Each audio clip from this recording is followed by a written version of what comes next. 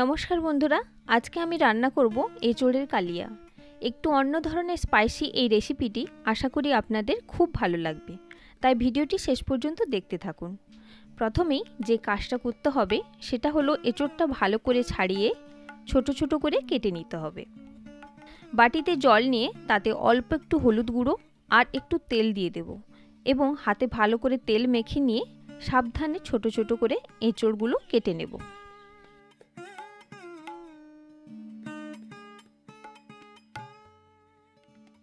এঁচোড়গুলো কেটে জলের মধ্যে এইভাবে কিছু সময় ফেলে রেখে দেব এবং তার সঙ্গে কিছু আলু কেটে নেব।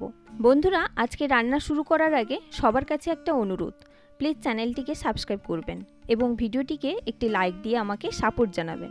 প্রথমে কেটে রাখা এঁচোড়গুলো প্রেসার কুকারে অল্প একটু হলুদ গুঁড়ো এবং একটু লবণ দিয়ে একটা সিটি দিয়ে সেদ্ধ করে নেব। আপনারা চাইলে কড়াতেও সেদ্ধ করে নিতে পারেন।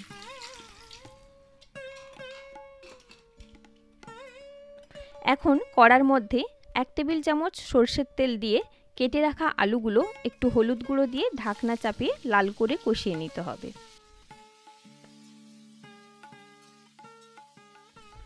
এর মধ্যে কালিয়া রান্না করার জন্য কি কি মশলা লাগছে একটু দেখে নিয়ে আসুন। এখানে আমি দুটো বড় সাইজের পেঁয়াজকে পেস্ট করে নিয়েছি। এটাতে একটা বড় সাইজের টমেটো পেস্ট করে রেখেছি।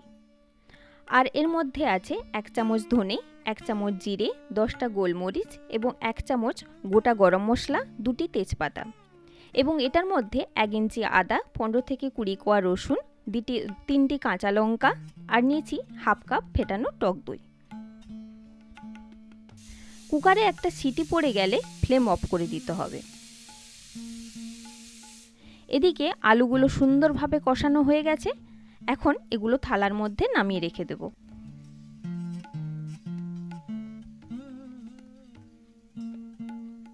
এবার সেদ্ধ করে নেওয়া এঁচোড়গুলো জল থেকে ছেঁকে নিচ্ছি। এখন কড়াতে 2 থেকে 3 মিনিট এঁচোড়গুলো এইভাবে অল্প একটু লাল করে কষে নিতে হবে।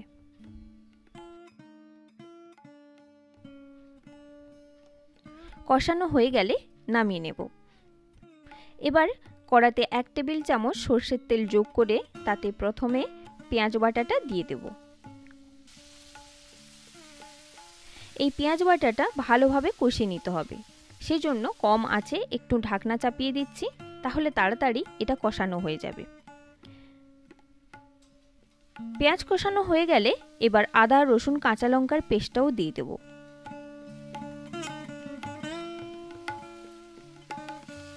খুব ভালো করে এভাবে মিশিয়ে নিতে হবে এবং আস্তে আস্তে কম আঁচে একটু কষিয়ে নিয়ে ধনে, জিরে, গোলমরিচ আর গোটা গরম মশলার পেস্টটা যোগ করব।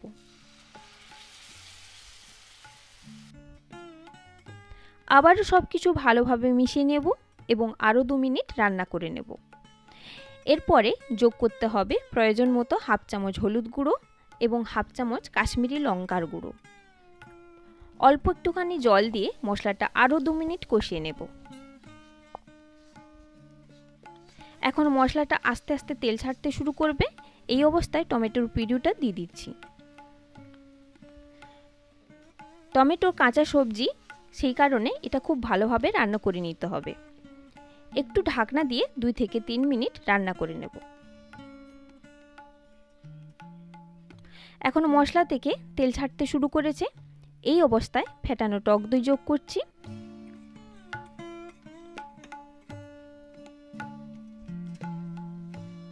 কন্টিনিউ এভাবে নেড়ে নেড়ে আরও 2 মিনিট মশলাটাকে কষিয়ে নিতে হবে।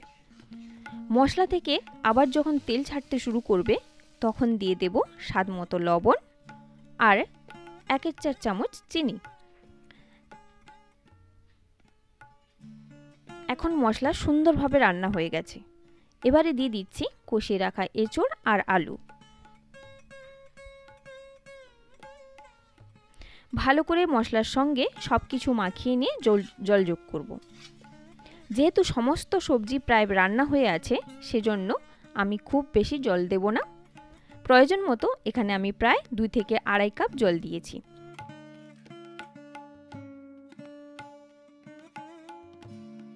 এবার এটা ঢাকনা চাপিয়ে হাই ফ্লেমে 3 থেকে 4 মিনিট ফুটিয়ে নেব।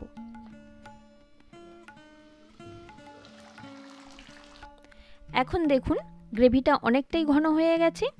গ্রেভিটা ঘন হয়ে এলে 1 চামচ ঘি যোগ করতে হবে এবং উপর থেকে একটু ধনেপাতার কুচি ছড়িয়ে দিয়ে ঢাকনা চাপিয়ে ফ্লেম অফ করে দেব।